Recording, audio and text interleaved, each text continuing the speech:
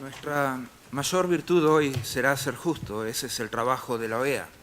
Ese es el principio que anima a la organización. La justicia es la principal y la primera virtud de las instituciones sociales, como se ha dicho, ya desde Platón. La OEA tiene que saber hoy si su Carta Democrática es un instrumento fuerte para defender los principios de la democracia o si es para los archivos de la organización. Ustedes definitivamente tienen la palabra. Tenemos que ser justos porque de ello dependen las reglas básicas de nuestra convivencia. Debemos partir de la decisión que se tome hoy para ser responsables respecto a lo que entendemos que debemos ser como miembros de las comunidades políticas, por lo que la dimensión social de la justicia como virtud es la mejor forma de construir convivencia y coexistencia. Coexistencia entre nosotros porque compartimos valores y principios de la democracia, derechos humanos, desarrollo, seguridad.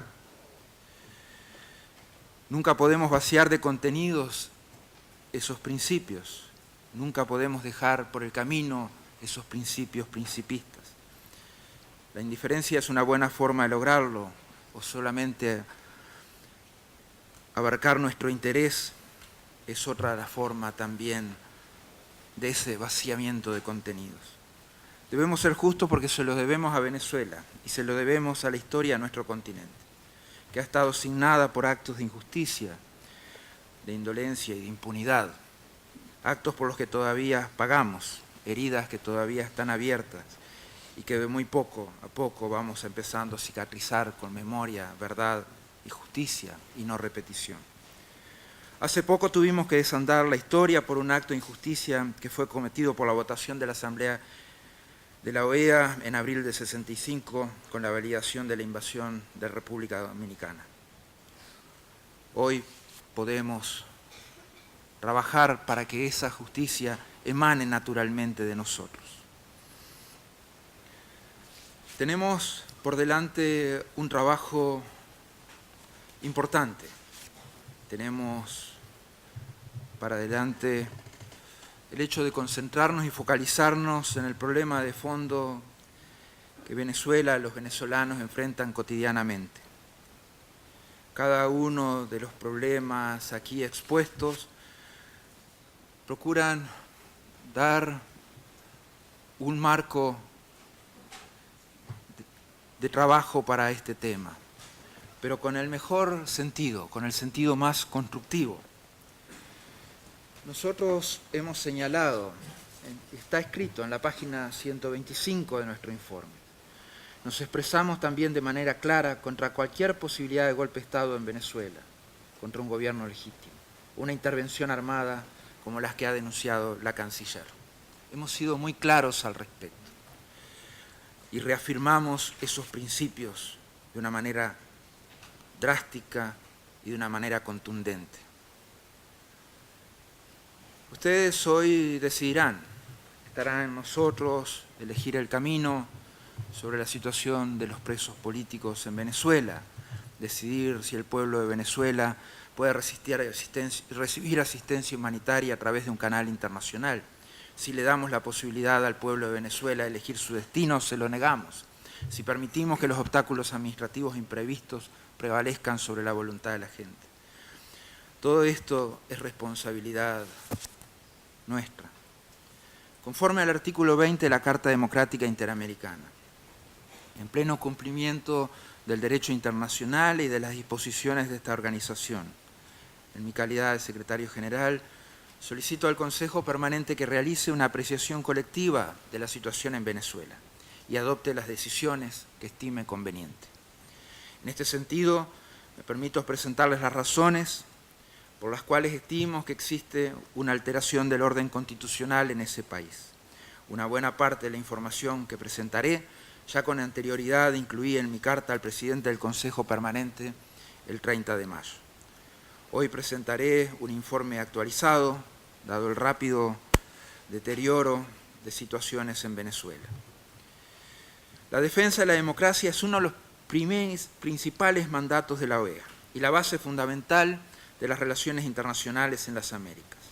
Estos principios están claramente plasmados en la Carta de la Organización de los Estados Americanos, en la Convención Americana sobre Derechos Humanos, en la resolución de la Asamblea General 1080, Democracia Representativa, y en la Carta Democrática Interamericana, que es la verdadera Constitución de las Américas.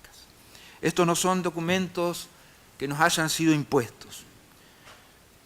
Como Estados miembros hemos elegido firmarlos, unirnos al consenso sobre los principios que definen quiénes somos, en qué creemos y cómo interactuamos con nosotros. Las libertades fundamentales, los derechos humanos y la democracia no existen solo cuando es conveniente. Si estamos comprometidos con la protección de los principios y la práctica de la democracia en el continente, debemos también estar dispuestos a actuar. Nuestra obligación es señalar los problemas donde quiera que estén, en particular cuando además existe una situación difícil. Los temas que vamos a debatir hoy día están claramente delineados en la Carta Democrática Interamericana. Es conforme a estas normas que consideramos que se ha alterado el orden en Venezuela, el orden constitucional en Venezuela. El artículo 3 de la Carta se enumeran los elementos esenciales de la democracia: el respeto a los derechos humanos y libertades fundamentales, el acceso al poder y su ejercicio con sujeción al Estado de Derecho, la celebración de elecciones periódicas, libres, justas, basadas en el sufragio universal y secreto, el régimen plural de partidos y organizaciones políticas, y la separación e independencia de los poderes públicos. En el artículo 4 se delinean los componentes esenciales para el ejercicio de la democracia: la transparencia en las actividades gubernamentales, la probidad, la responsabilidad de los gobiernos en la gestión pública, el respeto por los derechos sociales y la libertad de expresión y de prensa. En el informe del 30 de mayo se exponen claramente los argumentos al respecto y cómo esta situación afecta el orden constitucional en Venezuela. Les pido que consideren vidas, salud, seguridad del pueblo venezolano a la luz de estos compromisos. El Consejo Permanente debería también tomar medidas para atender a la crisis humanitaria sin precedentes e innecesaria que sufre Venezuela. El Consejo debería expresarse claramente sobre los presos políticos y los informes persistentes de tortura. El Consejo debería apoyar la voluntad del pueblo venezolano en su llamado a un revocatorio. Es conforme a estos principios que debemos actuar o no. Como decía Desmond Tutu, si eres neutral en situaciones de injusticia, has elegido el lado del opresor. La democracia es el gobierno del pueblo. Aquellos que han elegido representar al pueblo lo hacen para encauzar la voz de los ciudadanos en los procesos decisorios del Estado. El gobierno lo hace a través de la legitimidad que le han conferido el pueblo, los ciudadanos. Es un ejercicio público, una vocación de servicio para el bien común. No es un negocio en donde las personas buscan el beneficio o el poder. La ética política nos conmina a ser coherentes con nuestras palabras y nuestras acciones. Mucha la tensión entre la ética y la política como para ensalzar a los líderes sin abusar del poder que se les confiere. Cuando los gobiernos y los políticos no cumplen con estas normas, vemos que los ciudadanos se frustran con sus líderes políticos. Al perder la confianza en sus representantes electos, los ciudadanos buscarán que sus voces sean escuchadas. Lo que hemos atestiguado es que no podemos ser solamente testigos de la pérdida de propósito moral y ético de la política. Todo gobierno debe defender el bien mayor, el bien colectivo. Eso es válido para Venezuela. Venezuela tiene una de las más grandes reservas de petróleo del planeta, así como vastas tierras fértiles y una gran cantidad de recursos minerales.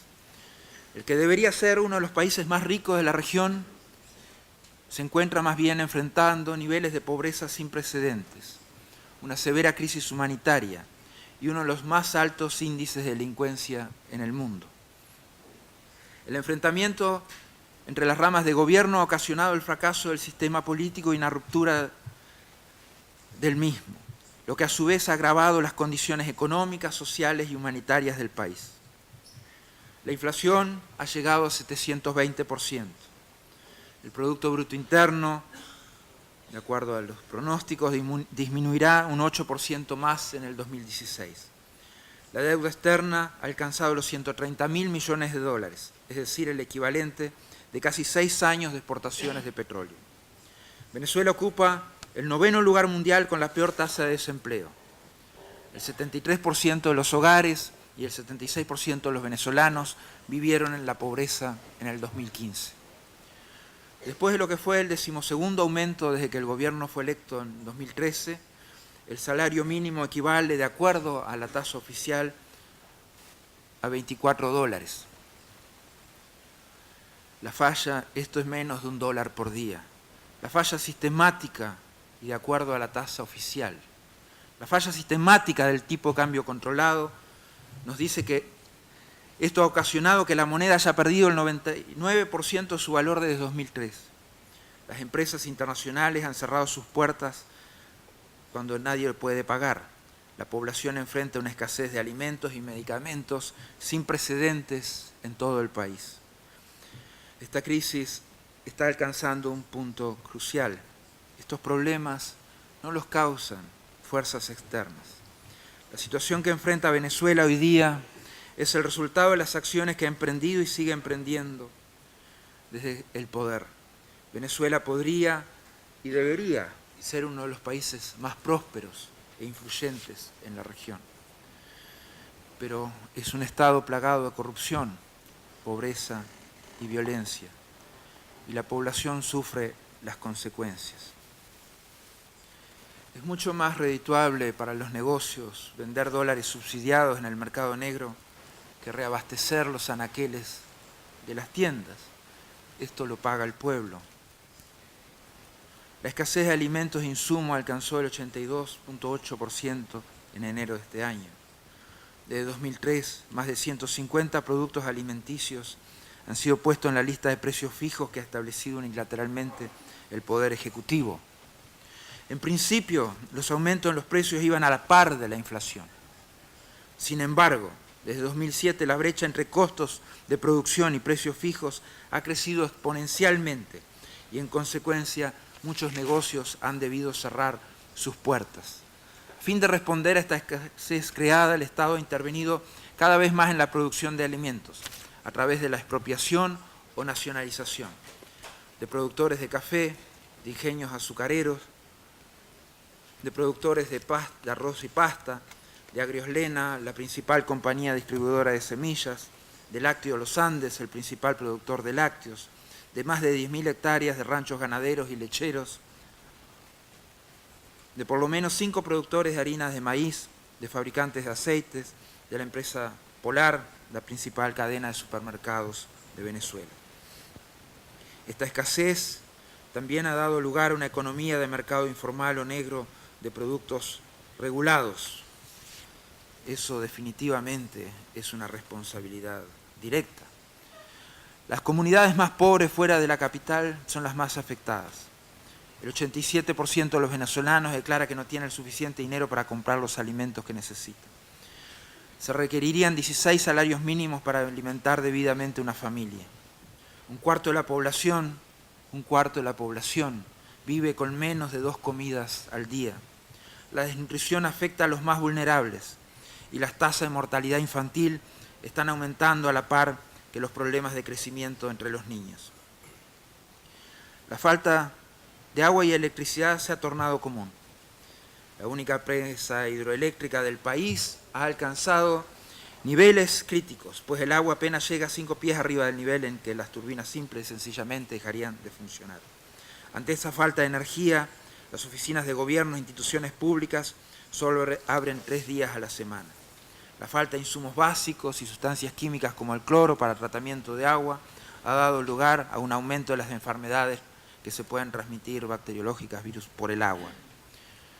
El sistema de salud en Venezuela enfrenta serios problemas respecto a equipos, doctores, medicinas.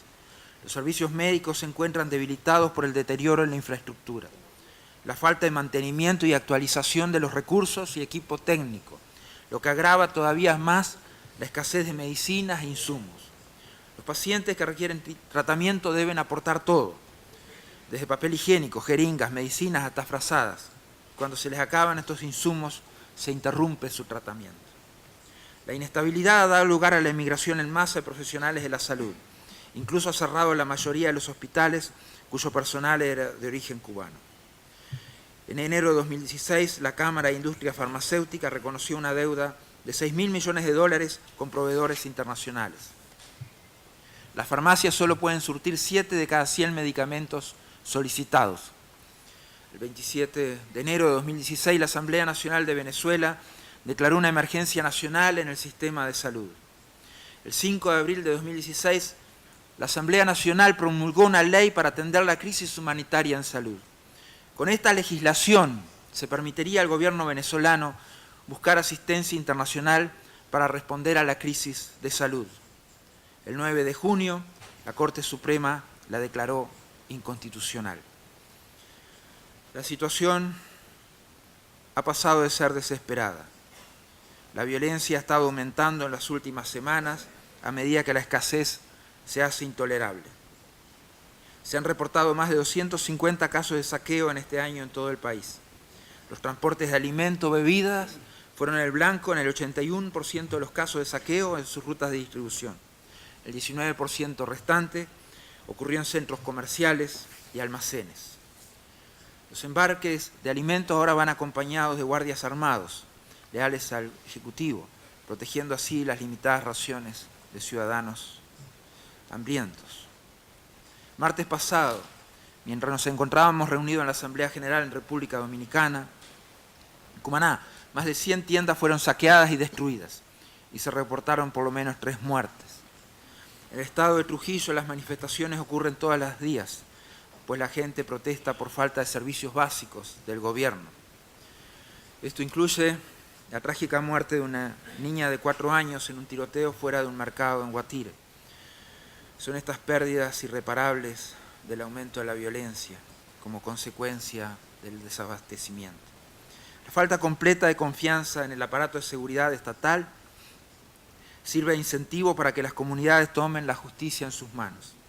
La Fiscalía ha abierto investigación en torno a 74 asesinatos presuntamente cometidos por tales grupos en los primeros 4 meses del año. Los índices de violencia y delincuencia han alcanzado niveles históricos. Las estadísticas oficiales del gobierno, que no son publicadas con regularidad, indican que en 2015 ocurrieron 58.1 homicidios por cada 100.000 personas. La sociedad civil cuenta 90 homicidios por cada 100.000 personas. En 2015 el número de muertes violentas fue superior en Venezuela que el registrado en Afganistán. De acuerdo a cifras internacionales, es el segundo país más violento del mundo. El 66.7% de la población se siente muy insegura o en cierta forma insegura. La escala de la victimización también ha aumentado drásticamente. En 2013, el 54.2% de la población decía que ellos ni ningún familiar habían sido víctimas de un delito. En 2015 esa cifra bajó a 10.6%. La penalización del Estado también es motivo de preocupación creciente. 3 de cada 4 venezolanos dijeron en una encuesta nacional que no creían que la policía podía protegerlos. 3 de cada 4. La policía, la Guardia Nacional, los jueces, los fiscales y el personal carcelario están involucrados de manera tácita o expresa en temas de delincuencia organizada, incluso secuestros, asesinatos, robos o narcotráfico. Las fuerzas paramilitares han sido acusadas de ejecuciones sumarias. No hay datos oficiales sobre las personas que mueren a manos de las fuerzas de seguridad. En los últimos 4 años, sí, podemos decir, 1.320 integrantes de fuerzas policiales y militares murieron. De ellos, 75% no estaban de servicio en el momento de su muerte. Este año ya se han notificado más de 109 muertes de integrantes de fuerzas policiales y de seguridad. Es un estado perpetuo de lucha civil y violencia. El colapso de una gestión de gobierno responsable y efectiva se ve exacerbado por la corrupción endémica.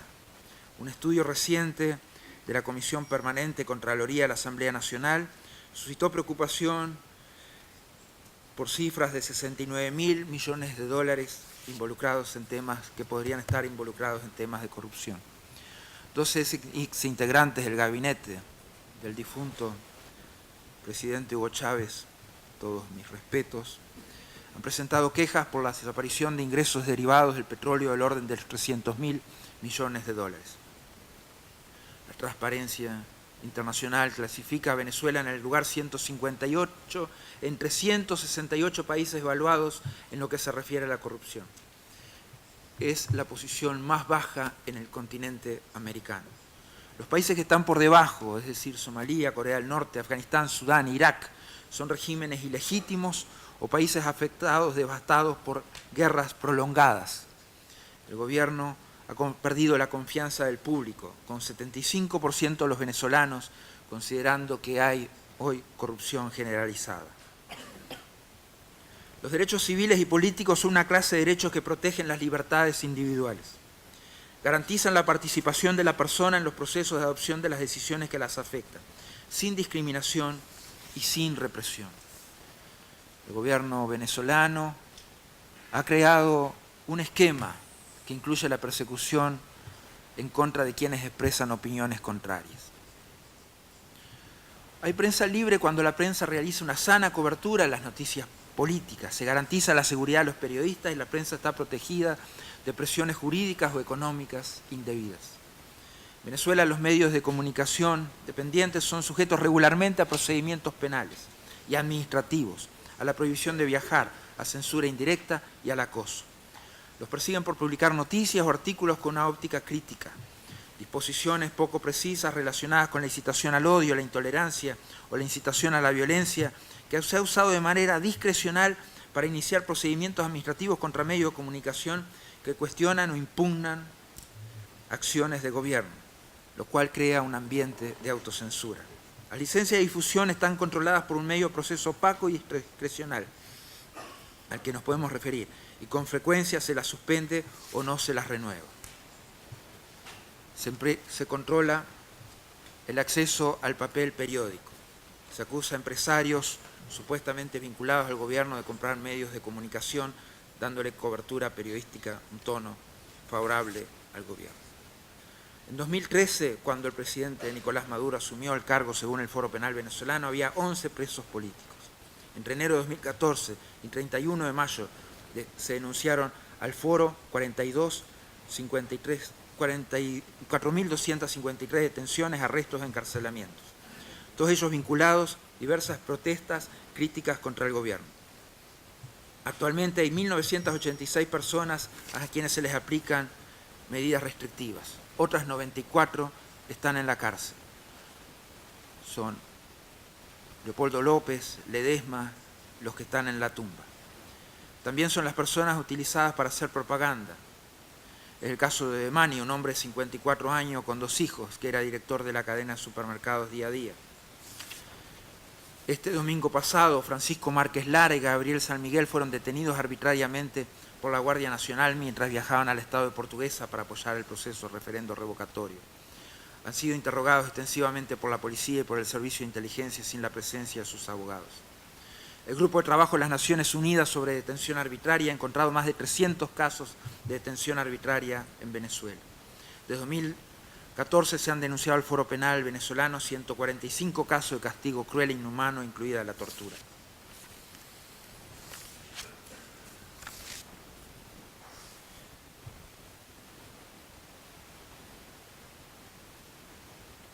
La función misma del gobierno se ha incumplido. La separación de poderes es uno de los elementos fundamentales de la democracia. Los poderes legislativo, ejecutivo y judicial tienen cada uno en su propio conjunto de responsabilidades y atribuciones para prevenir la concentración del poder y disponer de mecanismos de control y equilibrio. En Venezuela hemos sido testigos de un esfuerzo constante por parte de los poderes ejecutivo y judicial para desconocer e invalidar el funcionamiento normal de la Asamblea Nacional. El Ejecutivo rápidamente ha empleado intervenciones inconstitucionales en contra de esta legislatura, con la connivencia de la Sala Constitucional del Tribunal Supremo de Justicia. Después de los comicios del 6 de diciembre y antes de la instalación del periodo de sesiones de la nueva legislatura, 13 de los 32 magistrados y 21 suplentes del Tribunal Supremo prestaron juramento mediante nombramientos partidistas. Desde el 6 de diciembre hasta la fecha, 13 titulares y 21 suplentes. Como resultado de una cadena de decisiones posteriores, el Tribunal Supremo ha adoptado un modelo de bloquear cada ley promulgada. Estas resoluciones han incluido una serie de decisiones para impedir que 3 diputados ocupen sus escaños y así reducir la mayoría calificada de la oposición a una mayoría simple. Invalidando la legislatura, el Tribunal Supremo aprobó 2 decretos ejecutivos que declararon un estado de emergencia y un estado de emergencia económica, lo que concentró el poder aún más y estableció límites arbitrarios a la autoridad de la legislatura sobre contratos públicos, altos funcionarios y el presupuesto. Estos decretos ejecutivos también se han prorrogado 2 veces. Por último, el Tribunal Supremo expidió un fallo oficial el 14 de junio para restringir la facultad de la Asamblea Nacional, pues afirma que está extralimitando al pretender usurpar funciones del Ejecutivo. Se ha disparado este activismo del Tribunal Supremo. Desde febrero a marzo del 2016, comparado con el 2015, se pasaron de 2 casos a 252. Entre el 5 de enero y el 24 de mayo se registraron 9 apelaciones. Todas las decisiones se han dispuesto a favor del Ejecutivo. Estos ejemplos muestran claramente falta de independencia del Poder Judicial. El sistema de la democracia ha fracasado. El Poder Judicial ha sido cooptado en la gran mayoría de sus decisiones. Más del 60% de los jueces de los tribunales de primera instancia pueden ser destituidos de sus cargos, sin el debido proceso, si una comisión del Tribunal Supremo así lo decide. A su vez, la falta misma de credibilidad en el Poder Judicial desalienta a los candidatos calificados. En una encuesta reciente, solamente el 31% de las personas respondieron tener un grado de confianza en su sistema nacional de justicia.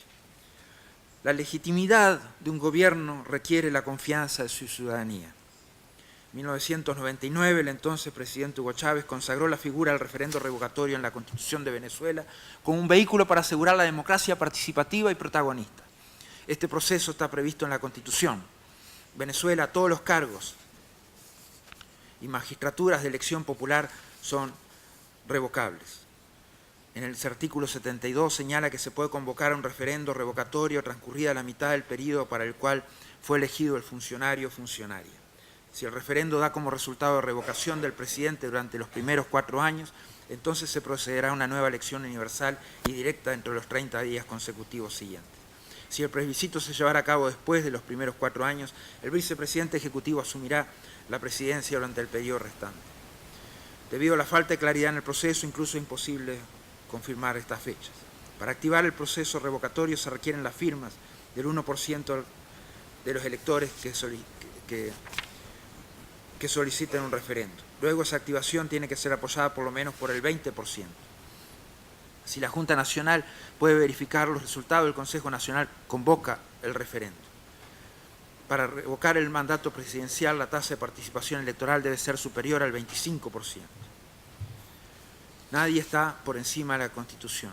Se han expresado numerosas quejas sobre intentos deliberados en demorar activamente el proceso, incluso este último de verificación de firma, aparte de lo que está contenido en el informe. Demoras en la entrega de las planillas requeridas para reunir el 1% de las firmas, retraso en la verificación y validación del 1%, creación de 4 requisitos nuevos de digitalización, verificación, transcripción y auditoría, amenaza de difundir públicamente los nombres de quienes firmen en favor del referendo. La coalición de la oposición ha presentado más de 10 veces la cantidad necesaria. El proceso de validación recién se inició esta semana. Adicionalmente, 4 de los 5 miembros del CNE pertenecen al partido de gobierno. Como hay disposiciones claras que no han sido cumplidas, incluso la cantidad de máquinas que deben estar a disposición de los ciudadanos para las firmas. Esa disposición definitivamente ha sido violada y la cantidad de máquinas es 5 veces menor que la que debería existir. El objetivo hoy no es castigar ni sancionar a Venezuela. Estamos aquí para apoyar a un Estado miembro y ayudarlo a volver al camino. Así pues, hoy les solicito a ustedes, miembros del Consejo Permanente, que consideren las recomendaciones que hemos planteado. La realización del referendo revocatorio, que aún en el cumplimiento del plazo máximo después de la recolección de firmas de 90 días, darían los plazos para que se realizara este año. La liberación de los presos políticos y detenciones arbitrarias. Que los poderes ejecutivo y legislativo del gobierno venezolano hagan a un lado sus diferencias y empiecen a trabajar juntos, de inmediato, para responder a la crisis humanitaria. Que todos los poderes del gobierno trabajen juntos para recuperar la estabilidad y seguridad del país. Que el Poder Ejecutivo cese de inmediato sus esfuerzos para socavar a la Asamblea Nacional elegida democráticamente y que se implementen y apliquen todas las leyes que han sido aprobadas por la Asamblea Nacional. Que se nombre un nuevo Tribunal Supremo de Justicia a través de un proceso transparente acordado conjuntamente por los poderes ejecutivo y legislativo. Que se establezca un ente independiente para combatir la corrupción, que puede estar compuesto por expertos internacionales, facultado para hacer frente a esta situación en Venezuela. Por último, ofrecemos apoyo técnico a la Comisión de la Verdad y se asegure la representación del Alto Comisionado de las Naciones Unidas para los Derechos Humanos. La democracia requiere diálogo. Para que este diálogo sea eficaz debe ir acompañado de acciones. La democracia no tiene nacionalidad. La democracia es más que una elección, es libertad. Libertad de expresión, de asociación, de reunión. Es una ciudadanía empoderada, una judicatura independiente, una estructura de seguridad que tenga la confianza de la gente, del pueblo y que le rinda cuentas. Es el ejercicio legítimo del poder dentro del Estado de Derecho. Los gobiernos democráticos tienen una responsabilidad hacia sus ciudadanos. El ofrecimiento que se realizara de un grupo de amigos lo estimamos sumamente pertinente y consideramos que es un extraordinario primer paso para acercar a la OEA a las soluciones que demanda la comunidad internacional. Agradezco especialmente la atención de todos ustedes en el día de hoy.